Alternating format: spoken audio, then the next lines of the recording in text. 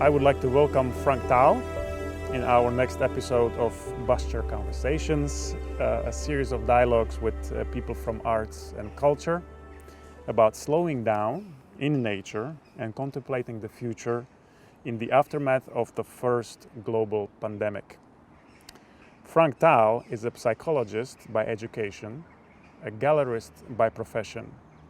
He opened his gallery in 2010 in Rotterdam. He has a keen eye for artists with quality, great value to concept, strong images, and great skill. He believes, without exception, it is artists who stand in the world and expressively tell the story that must be heard and inspire new thoughts. That story can be raw and abrasive. Welcome. Wow. Thank you, Tomas, for this beautiful introduction. And also thank you for making these wonderful, they... Oh, you've noticed? They feel like they're a part of my body already. All right, well, good to know. I want to ask you the first question. I'm sure you felt the impact of the lockdown and the slowdown caused by the global pandemic. Can you tell us your personal testimony? Have you and your artists overcome this period? Well, they are. So I want to hear first your personal testimony, okay. as a man, as a human being, family man, and also a gallerist with a family that is international. That's also true. Personal and your work, they are intertwined. There's also an extra dimension because I also teach twice a week. We'll get back to that. Okay, well, okay, but that was also a big impact. I understand, yeah. Personal, and everything is intertwined, of course, because how I experience this pandemic and the lockdown has everything to do with how the artists are experiencing this. And as they are scattered around the world, I got my time clock set to so you got many different times. 6 world clocks on the wall, and Wall Street. And calling them, how are you, how is this affecting you, how are you experiencing these moments, and they all had different stories, really different stories. Yeah, and for me, of course, yeah. One thing is that I got a nice 10 because I sat on my balcony a lot, working through teams for students and talking to artists and working there. And as a family man as well, which was quite nice actually. Okay. Because I have a son who just turned 17 and he's now studying for his exams, and every week he's with me 3-4 days, but now all day through, mainly coexisting because he's in his room and I'm working also, but it was nice. How has it impacted your classic kind of gallery business, in the sense that you couldn't attend fairs, personal contact with clients was very limited? Have you come up with different ways of going around this, or you just managed to put the pause button on the whole roller coaster? Well, when this all was starting, I just opened an exhibition with a Belgian artist. His name is Tom Woestenborg, a solo. And when this exhibition was 2 weeks on the go, there was this lockdown. And then I stayed open for 2 weeks. Different reactions to this also. There was one guy who through one medium channel said to me take me from your mailing list because you're killing people. Really? And well, at least you know who that is. But yeah, in these 2 weeks that I was still open, nobody came, and which was of course incredibly unfortunate for Tom Woestenborg. On the other hand, he's got the longest show ever in the history of the gallery because it's still it's still on. Because we had the problem that this huge body of work, we couldn't bring it back to Belgium, and it was too much to just stall. And at one point, you also find that yourself in that your energy is draining, and you felt demotivated. The show was already finished after 5 weeks, and to think like, okay, now we're going to do something completely different. Also, while school and teaching was going on, it was just too much, and we couldn't bring it back to Belgium. So we just left it at that. And what we did was just say to people, please feel yourself very much welcome to invite yourself and to have a special private attendance. And that happened quite a few times. And those were the moments that I sort of revived. And, okay, so you restarted. That's what I wanted to also hear you say, something like you went down and then you bounced from that. Whether you recovered from this? Well, those moments that people actually, and people that found me through, I don't know, Instagram, or people that I had not met before, contacted me, can we please come tomorrow? I had some really beautiful moments in these. Like meetings of 2 hours just with these two people, walking around, letting them walk around, and but at moments talk about the artists, because we also have the second space for the presentation space, so there's a lot to see. That really gave me the energy again. Like, okay, this is what I'm doing, and now I can actually do what I love to do. Nice. How did the transition from R&D psychology happen into the bare knuckle fight in the art world? I mean, how did you transition from that into this fist fighting in commercial art world? How did you make the transition, and how do you even become a gallerist? I mean, how does that happen? Well, when did you realize? To address the first question, one of my best friends, Enver, who also did the same studies as I did,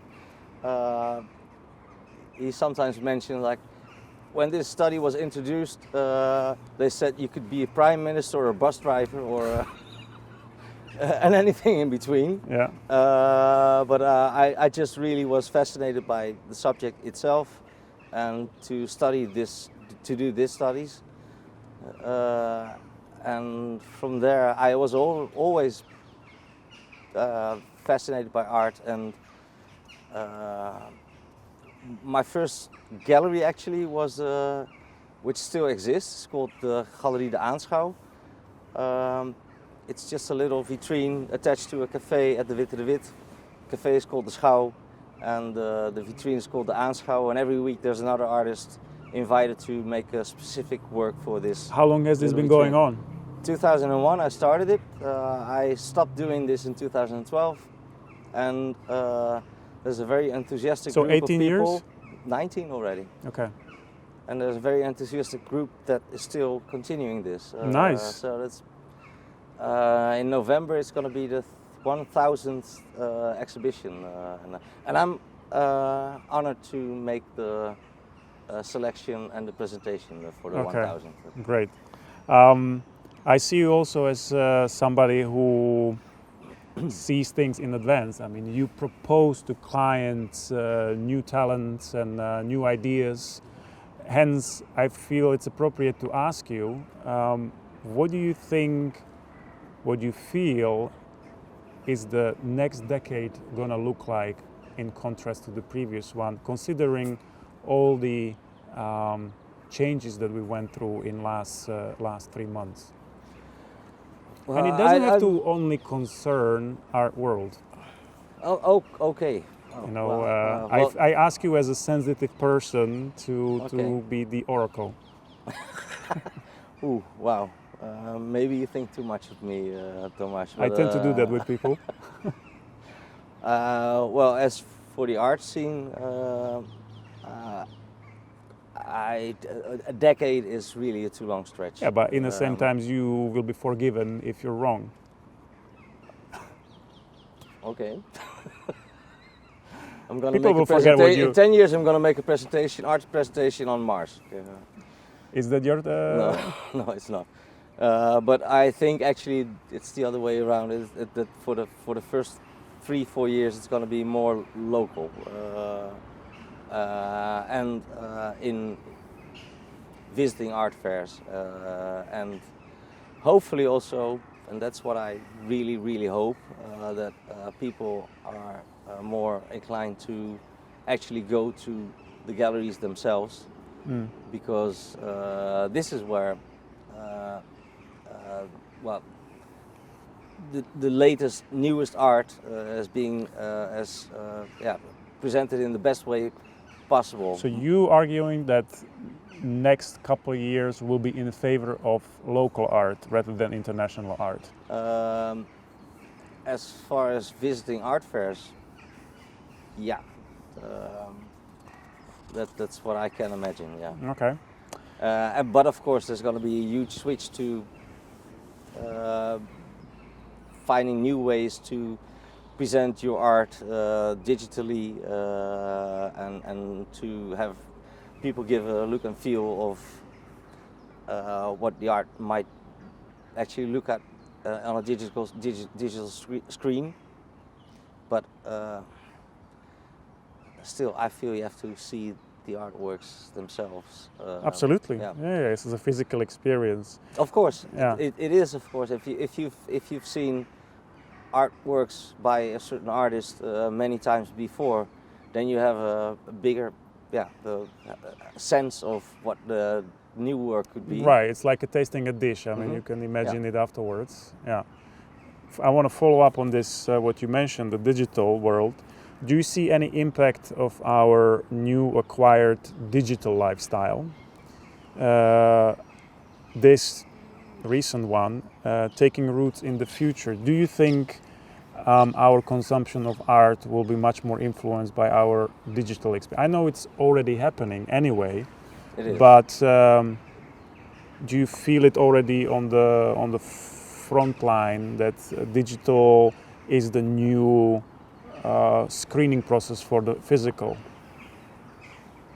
Or, and I want to stretch that question a little bit further, I'm always interested in this digital aspect. Do you think artists will create more art for the digital consumption rather than physical, because we consume it digitally anyway 95% of the time? That physical shows will actually not matter. You can make a fake exhibition. Well, okay, this might be this moment that I take this deep breath that you kindly invited me to. Yes. Your official invitation. I don't know, I just before we sat down here, Ali showed me this video of Levi van Velu, which was like specifically for these times, contemplating, being more aware of culture and art and what it really does to us. It took my breath away, but this specific artwork was meant to be digitally, but the physical work, I still feel, okay, go to a museum, which is a beautiful experience, go to a gallery, and you can soak up all these new ideas and experiences, and hopefully also after a long time of selecting or whatever, take a piece at home and experience the work at home. Do you need to take it home? Well, also in this, we've all been more than ever in contact with social media and how different people are experiencing all this. And one of the things that I noticed was that a lot of people took again the time to look at what they have in their own house and again look at it with a different perspective and really soaking it up and enjoying it. Yeah. And I'm not saying that everybody should need to take work at home, but to me it adds a big value in my personal life surroundings. Being at home. I have to confess, I'm a bit skeptical because I think the newer generation or people who are so accustomed to digital experience may,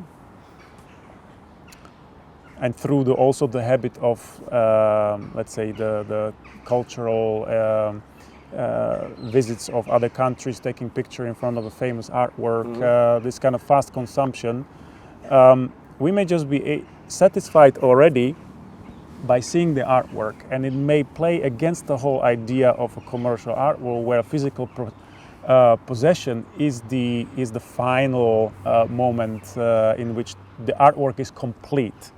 In a sense, it became an ownership of somebody, because then also the market itself is functioning. Do you think I'm overly pessimistic that this non-physicality in the younger generation, unless we have, the happier we are, may be counterproductive to the old idea of the art world? Yeah, you could. Convince me I'm wrong. So, but you, to begin with, you say that's a very pessimistic view. Yeah, I mean, because I want to challenge you to prove to me that physical enjoyment of an artwork is something to look after in the long term. It's not this first impression, but it's, I mean, I'm putting words in your mouth. Thank you. But you know what I mean. Tell me something more about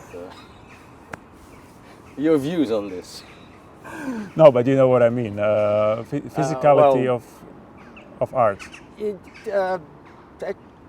What I also see is, and maybe this gives you some more positive vibes, is that I see a lot of younger people really being interested in actually buying art. Okay.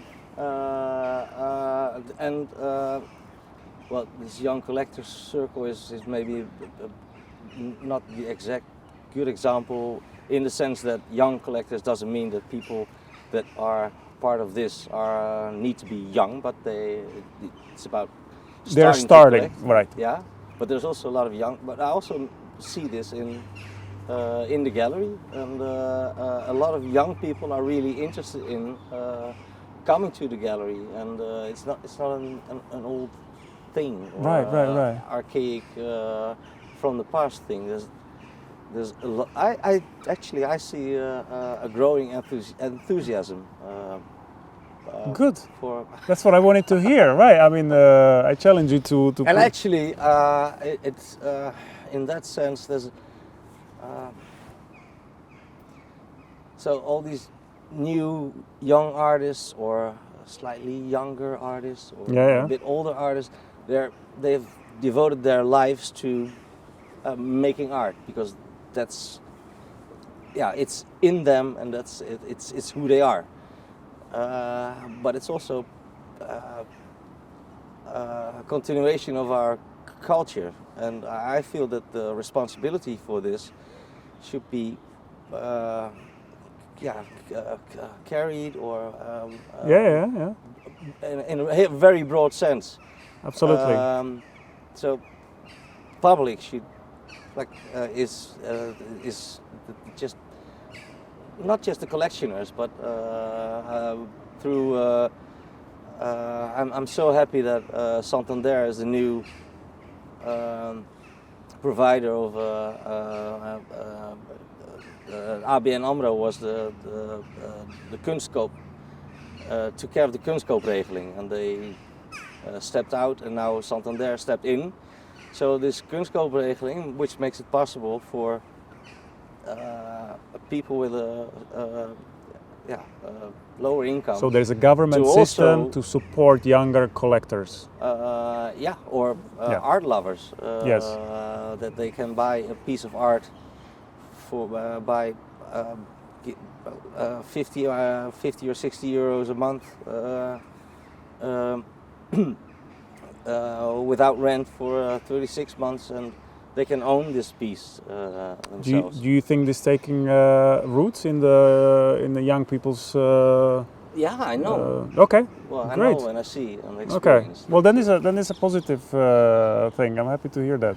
It is. I was thinking about something other. Okay, whatever. Please. Education. I wanted to get back to that original first question. Education process has been influenced by the crisis probably the most tangibly. Students were bound to remain home. For some, a dream come true. I think you are a good person to answer this because you are also an educator as well as you are a gallerist. Is education important for artists? Is education important for artists? So are you asking me if you can only be an artist if you have an art education? Exactly. I don't mean education in the sense of studying physics and mathematics, the basic education you have, but I mean art academies in general. Do you need to go through an art academy? It's really a spot-on question. And if I look at my own program, there's 1, 2, 3, well, at least 2 artists that I can think of right now that I really, really admire. And are doing really quite well also. One of them internationally, and they're both autodidact and they're self-taught. Right. So would you think they are born or they are made? Innate, born in a sense. I don't know. Okay. Yeah, but. A lot of people always say to me like you have to get your artists, you have to spot people, artists from Eyck or from the big academies. But I look at what I see and feel and think and talk to the artists, and well, one of them who's self-taught. He's been a long-time friend of mine, but he has proven himself. For decades already, with a major gallery, blue chip gallery in Brazil. So in conclusion, is education important? I think education is very important. Art education for the career of the artist. In one word, I mean. I think I should say yes, but in how you fill it in and. In the broader sense, but well, yeah, difficult question.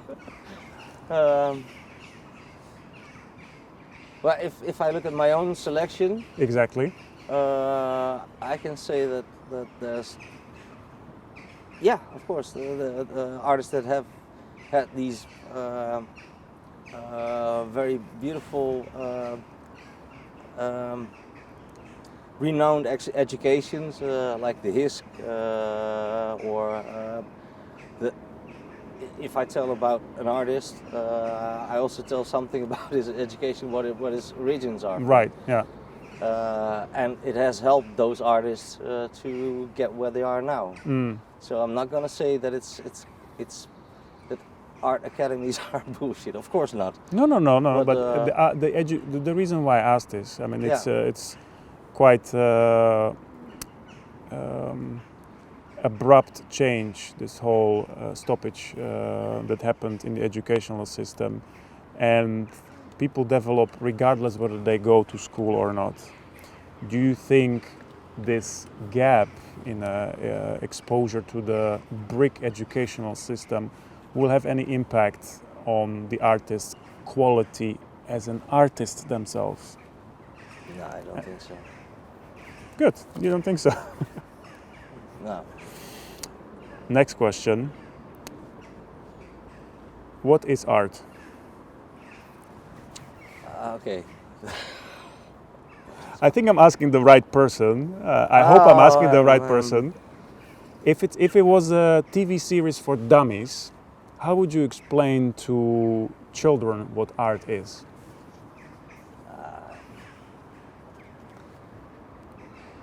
Because the older you get, the more complicated answers you give. But I think the world of little children are very direct, and they can call you on. To what is art? Well, what is it okay, that okay, if I would say this to a little child, is it, what are your thoughts? What are your imaginations, and express them into matter? But that.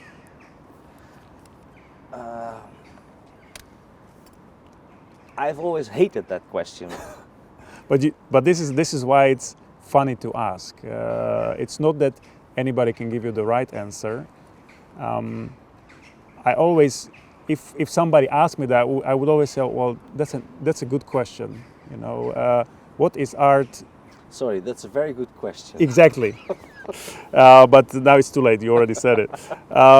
What then? Following up on that, what do you think is essentially the difference between culture and art? I mean, you are on the, let's say, you are the avant-garde element in the whole, let's say, polished commercial art world. You're on the edge.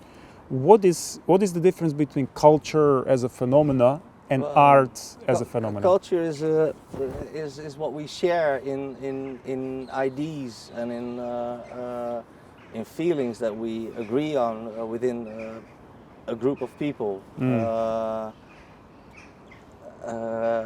that is really very broad. And it, to me also, I can't think of the English word for kermis, but I think that's also culture. Or every Tuesday or Saturday I go crazy from at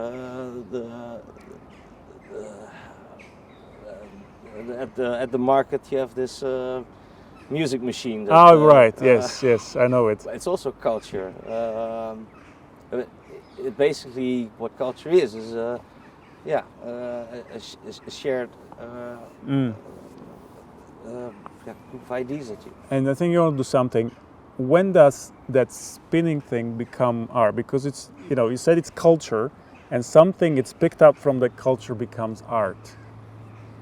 That's why I'm asking, what is the difference between, because everybody expresses himself every day. We all express ourselves. The way you dress, the way you write, the way you talk. But eventually, somebody is being pointed at and say, well, he's doing it really good, this is art. How does this happen? Because you choose artists in your gallery. Why them and not somebody else? What is this difference between culture, a general expression, and an artwork or an art? How I choose artists, it's got personal experience. I mean, it's got a little less to do with this question. Is that it's my acquired taste, from my gut I choose, and in the end I always find that there's three things coming together. Okay. Is that what my eye sees that has some sort of training and experience. What catches my eye as a strong image, the look and feel, and that this artist has this acquired technique that is really showing, and that the story behind it is something that I am interested in, in seeing and hearing. So there's this conceptual aspect is to me very important. The technique of this artist being developed to, the idea, to a very high craftsmanship, level, and this very powerful image. Because I'm not really interested in listening to a story. No, well, I might be interested in listening to a story, but I stop at a beautiful image or a strong image. beautiful or strong image. Mm. And that's actually how and then the person has to be somebody I can really relate to, Okay. because that's also very important. So in that sense, it's quite personal, the choices that you make in and calling something art. It's very subjective, even though it's an acquired experience, a polished acquired experience. You become, a pre-selector, and then eventually also people who purchase it decide whether it's art or not. I mean, essentially, it's this whole ecosystem that decides on the It is. art. They are accepted in this ecosystem as being an artist. Exactly. Either from education, either from what they've established already, or true. In these conversations with people from arts and culture, amongst other things, I want to bring into attention and emphasize the relationship between art and nature, and art and contemplation. How do you see these relationships? Do they speak to you? Well, there's art in nature. There's nature in art. During these months of isolation, I've been very busy with my homegrown herb garden, and actually you are not just herbs, but also I got these 2 pots of only flowers, and I've attracted some bees already. See? And I had to think of you. Okay, Tomas. thank you. No, but you're not the first guest. Sorry? You're not the first guest that mentions the garden. Okay. Yeah. Okay. But well, there's one thing is that there's a lot of enjoyment for me in this, in planting seeds and paying a lot of attention and seeing it grow and thinking of stories in there. And but that's just nature. But as we know it. Art after nature,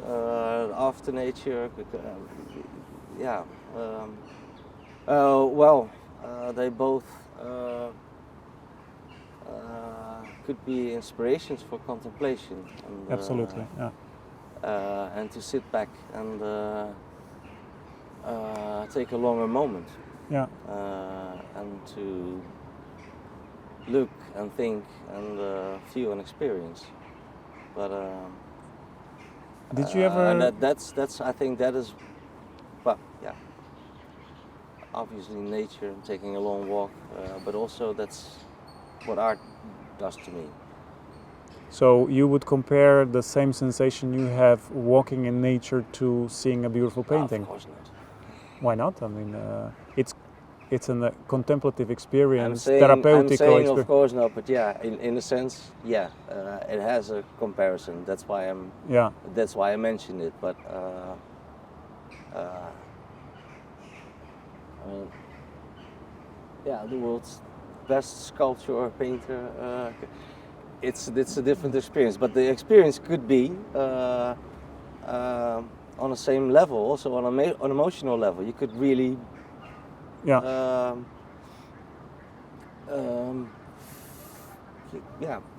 experience emotions by looking around in nature and also by looking at an artwork.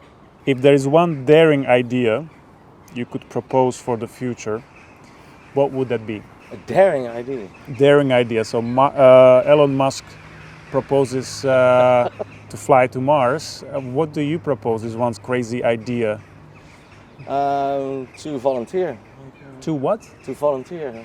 To go to Mars? Okay. So I'm gonna call you a Martian then. All right. Great. I have one last episode of these conversations, which is called the Fire Questions. I ask you a series of 5 questions. Okay. It's either or, and you have to answer immediately, so you cannot think too long. I ask you this is very difficult for me. apple, banana, and you have to answer really fast. Sorry, apple, banana, you say? It's not yet the question. Okay. But I'm apple. Yeah. Okay. Go ahead. All right.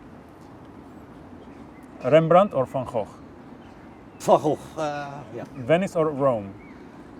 Rome. Today or tomorrow? Today. Fame or money? Fame. No, Apple, money. Whatever. Fame or money. What a stupid. Whatever. Okay. Go Apple or Samsung? Still Apple. Thank you very much, Frank. It was very frank, I have to say. Fame Great. or money. As a No, that's not what it's recorded. Okay. Frank, as a token of my appreciation for you coming here and suffering my questions to you, I want to give you a gift. It's a small replica, handmade in my studio, of the chair you're sitting on. Limited edition. This is too Frank, much. thank you so much. So much and appreciated. enjoy it. Oh wow. Wow, thank you so much. No, I thank you, Frank. It was really really pleasure to talk to you. I'm going to cherish this. Please do. Yeah, thank you. Cool.